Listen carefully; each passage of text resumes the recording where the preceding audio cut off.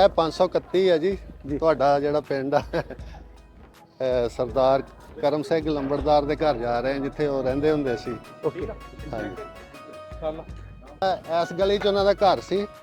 ਦੋ ਉਹਨਾਂ ਦੇ ਹਾਤੇ ਸੀ, ਇੱਕ ਉਹ ਕਾਰਨਰ ਤੇ ਆ ਤੇ ਇੱਕ ਇਹ ਵੀ ਉਹਨਾਂ ਦਾ ਹੀ ਹਾਤਾ ਸੀ ਸਰਦਾਰ ਤੁਹਾਡੇ ਆਪਣੇ ਦਾਦਾ ਜੀ ਦਾ ਪੜਦਾਦਾ ਜੀ ਦਾ ਪੜਦਾਦਾ ਜੀ ਦਾ। ਇਹ ਸਾਰੇ ਹੁਣ ਇਹ ਰਹਿائش ਵਾਲੀ ਘਰ ਕਿਹੜੀ ਸੀ? ਉਹ ਸੀ ਜ਼ਿਆਦਾ। ਹਾਂਜੀ ਆ ਦੇਖੋ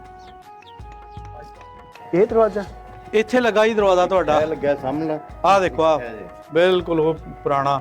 ਹੁਣ ਐਡੀਆਂ ਲੱਕੜਾਂ ਕੌਣ ਲਾਉਂਦਾ ਆ? ਵਿਪਨ ਜੇ ਮਾਈਕ ਹੈ ਤਾਂ ਮਨਪ੍ਰੀਤ ਨਾਲ ਗੱਲ ਕਰਾਇਓ। ਆ ਮਸ਼ੀਨ ਬੰਦ ਕਰ ਦਿਓ। ਮਸ਼ੀਨ ਬੰਦ ਕਰ ਦੇ ਪਰ ਨਾਲੇ ਉਹ ਸੁੱਤਾ ਹੋਇਆ ਹੈ ਨਾ। ਉਹ ਕਹਿੰਦਾ ਸੀ ਕਰਾ ਦਿਓ। ਹਾਂ ਬਸ ਠੀਕ ਹੋ ਗਈ। ਇਹ ਵੀ ਪੁਰਾਣਾ ਹੀ ਹੈ। ਨਹੀਂ ਲੇਕਿਨ ਆਹ ਦਰਵਾਜ਼ਾ ਬਹੁਤਾ ਪੁਰਾਣਾ। ਦੋਨੋਂ ਇੱਕੋ ਚੀਜ਼ ਹੈ। ਇਹਨੂੰ ਰੰਗ ਕੀਤਾ ਉਹਨੂੰ ਨਹੀਂ ਕੀਤਾ ਬਸ ਫਰਕ ਤੇ। ਕੀ ਬਾਤ ਹੈ ਜੀ। ਤੁਸੀਂ ਬਾਹਰ ਆ ਜਾਓ, ਦਰਵਾਜ਼ਾ ਬੰਦ ਕਰ ਲਾਂਗੇ। ਹਾਂ ਦਰਵਾਜ਼ਾ ਬੰਦ ਕਰ ਲੈਣੇ। ਇਹ ਚੱਕੀ ਆ? ਗਾਰਡਰ ਵੀ ਲੱਗੇ ਆ ਜੀ ਅੰਦਰ। ਗਾਰਡਰ ਵੀ ਪੁਰਾਣੇ ਹੀ ਆ? ਉਦੋਂ ਨਹੀਂ ਹੋਣੇ। ਵਾਹ ਜੀ ਵਾਹ। ਉਹ ਪੁਰਾਣੇ ਨੇ ਕਿਸੇ ਦੁਕਾਨ ਦੇ। ਇਹ ਤੁਹਾਡਾ ਘਰ ਆ? ਲਾ ਦਿਓ ਫਿਰ ਗਾਰਡਰ ਅਗਲੇ ਆ ਗਏ ਮਾਲਕ। ਨਹੀਂ ਨਹੀਂ ਮਾਲਕ ਇਹ ਨਹੀਂ।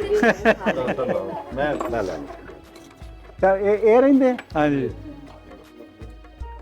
ਆ ਤੁਹਾਡੇ ਦਰਵਾਜ਼ਿਆਂ ਗਾਰਡਰ ਵੀ ਦੋ ਹੈਗੀ ਆ। ਗਾਰਡਰ ਵੀ ਦੇਖੋ ਜੀ। ਦੇਖੋ ਜੀ ਗੱਲ ਇਹ ਉਦੋਂ ਦੇ ਐਡੇ ਮੋਟੇ ਗਾਰਡਰ ਹੁਣ ਕਿੱਥੇ ਲੱਭਦੇ ਆ? ਯਕੀਨ ਕਰੋ ਇਹ ਤਾਂ ਮਿਸਤਰੀਆਂ ਨੇ ਚੜਾਏ ਕਿਦਾਂ ਹੋਊਗੇ। ਮਿਸਤਰੀ 4-5 ਬੰਦੇ ਨੇ ਚੜਾਇਆ ਜੀ ਹਾਂ ਇਹ ਗਾਰਡਰ। ਫੋਟੋ ਲੈ ਲਾ, ਸਟਿਲ ਫੋਟੋ ਲੈ ਲਾ। ਆ ਜਾਓ ਆਂਟੀ। ਉਦੋਂ ਦੇ ਨਹੀਂ ਹੋਣੇ। ਬਹੁਤ ਭਾਰੀ ਗਾਰਡਰ ਆ। ਆ ਦਰਵਾਜ਼ਾ ਹੋ ਸਕਦਾ। ਇਹ ਗੀਠੀਆਂ ਪਹਿਲੇ ਚੱਲਦੀਆਂ ਸੀ, ਹੁਣ ਨਹੀਂ ਲੋਕ ਬਣਾਉਂਦੇ। ਇਹ ਫੱਟੇ ਨੂੰ ਕਹਿੰਦੇ ਆ। ਇਹ ਇੱਥੇ ਉੱਪਰ ਬਣਾਤੀ ਨਾ। ਹਾਂਜੀ ਫੱਟਾ ਇਹਨੂੰ ਕਹਿੰਦੇ ਆ। ਥੱਲੇ ਵੀ ਬਣ ਜਾਂਦੀਆਂ ਹੁੰਦੀਆਂ ਸੀ। ਲੋਕਾਂ ਕੋਲ ਪਿੱਤਲ ਦੇ ਭਾਂਡੇ ਹੁੰਦੇ ਸੀ, ਉਹ ਵੇਚ ਬੂਝ ਲਏ, ਹੁਣ ਇਸਤੇਮਾਲ 'ਚ ਨਹੀਂ ਆਉਂਦੇ ਤਾਂ ਪਛਤਾਉਂਦੇ। ਹੁਣ ਪਿੱਤਲ ਬਹੁਤ ਮਹਿੰਗਾ ਹੋ ਗਿਆ। ਮੈਂ ਕਿੱਥੋਂ ਆਇਆ ਪਹਿਲਾਂ?